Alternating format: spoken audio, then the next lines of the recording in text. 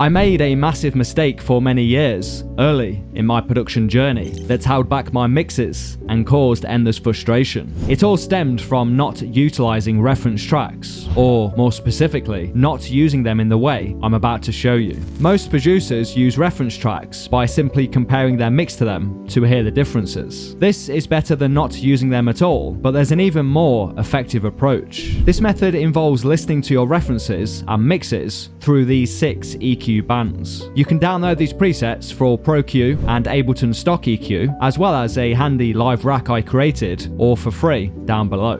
This setup allows you to focus on each frequency band without being distracted by the others, while also acting as a magnifying glass, highlighting problem areas and providing a sonic target. My approach here is to periodically listen through these bands throughout the mixing process, but to not use them for the majority of my mixing time. This is because the interaction between frequencies is much more important than how any single band sounds on its own. While toggling between the tracks, you're not trying to match them, rather you're using the reference to inspire and guide your mixing decisions. There are 4 main areas worth paying attention to: dynamics, the movement of the track and degree of compression; tonal balance, the overall frequency distribution; stereo balance, the relationship between mid and side content; and loudness, RMS, crest factor, and LUFS measurements if needed.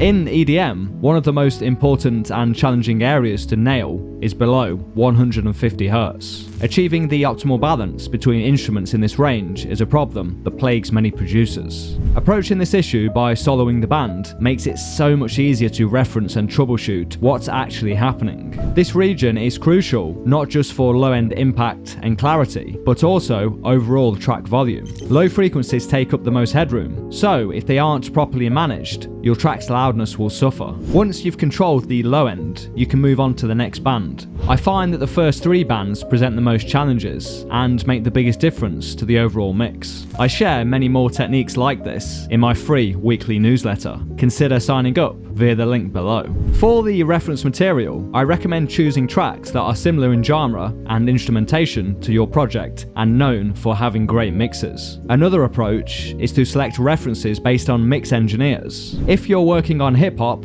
R&B or pop, anything by Jason Joshua won't lead you astray.